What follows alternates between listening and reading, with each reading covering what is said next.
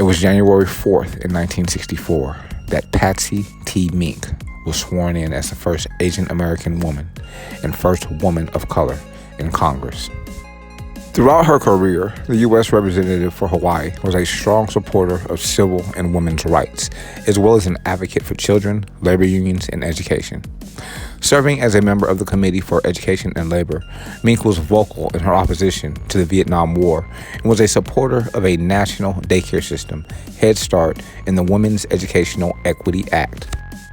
Mink, who co-founded the Congressional Asian Pacific American Caucus in 1994, was a key author and sponsor of the Title IX of the Education Amendments of 1972, which outlawed sex discrimination in any education program or activity receiving federal funding. Quote, "It's rare as a legislator that you fight for legislation you believe in and stay around or live long enough to see it come to fruition," unquote. She told a group of top women basketball players in 1995. The daughter of second-generation Japanese immigrants, she was the first Japanese American admitted to the Hawaii Bar in 1953 and the first woman to serve in the Hawaii Territorial House of Representatives in 1956. Mink served in Congress from 1965 to 1977, and following an unsuccessful U.S. Senate bid, she was appointed Assistant Secretary of State for Oceans and International Environmental and Scientific Affairs under the Jimmy Carter administration from 1977 to 1978. After her time in the Carter administration, Mink continued to work in public service, including as a member of the Honolulu City Council and as founder of a watchdog organization that reported on Hawaii's state legislature. She was again elected to Congress in 1990, serving until her continuance of paternity at age 74 in 2002. Soon after her continuance of paternity, Title IX was renamed the Patsy Mink Equal Opportunity in Education Act. On January 4th in the year 1999, the Euro debuts. It's New Year's Day, and it's the dawn of a new era in Europe, as 11 nations adopt a single currency, the Euro. Now the official currency of 19 members of the European Union, as well as the nations of Kosovo and Montenegro, the Euro's introduction had a profound effect on the global economy and was a watershed moment in the continent's history. Beginning in the 1970s, European leaders had discussed creating a single currency. The plan became official with 1992 Maastricht Treaty, which formed the European Union and paved the way for the creation of a single European currency. The new currency's name was unveiled in 1995. On December 31st in 1998, 11 countries locked in their exchange rates relative to each other and to the euro. At midnight, their currencies officially ceased to exist.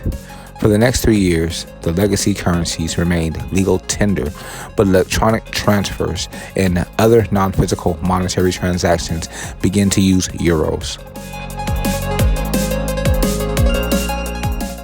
Greece would join the Eurozone between this initial introduction and the currency's debut in physical form.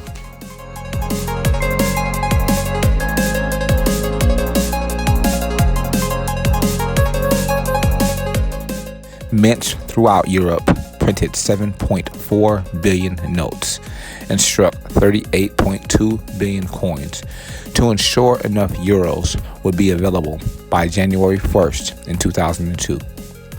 Banks issued starter packs containing small amounts of euros starting in December of 2001 to familiarize people with the new money.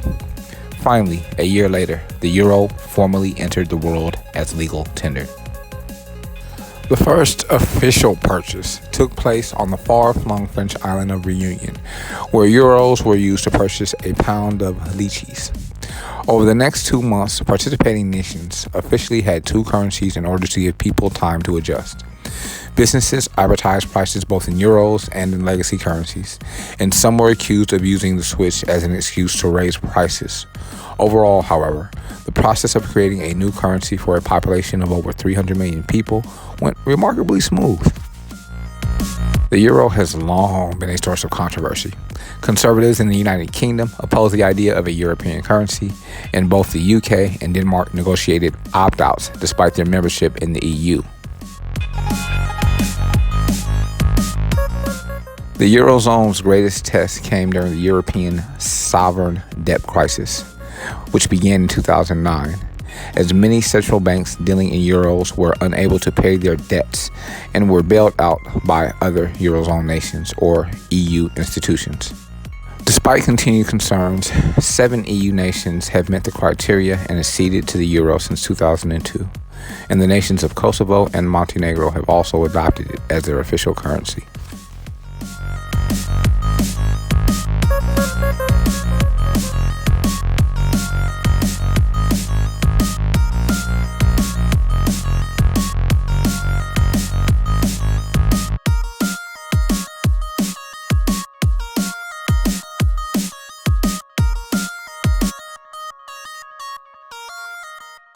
It was January 4th in the year 2000 that John Boehner handed the Speaker of the House gavel over to Nancy Pelosi, a Democratic representative from California.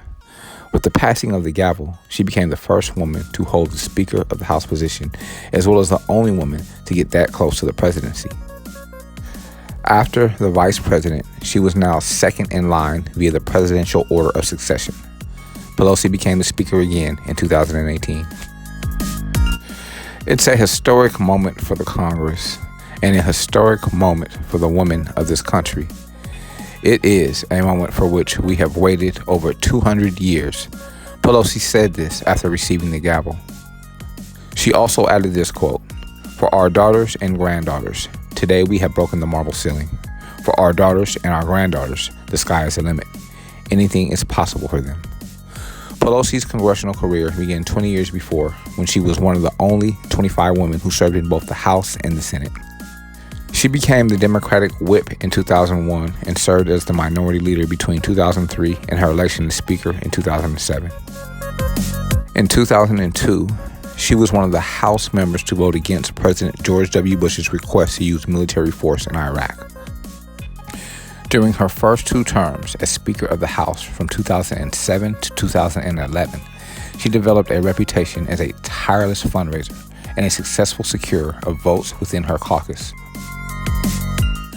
Her terms as Speaker also coincided with Barack Obama's first presidential term, and Pelosi was instrumental on organizing House votes for the Affordable Care Act.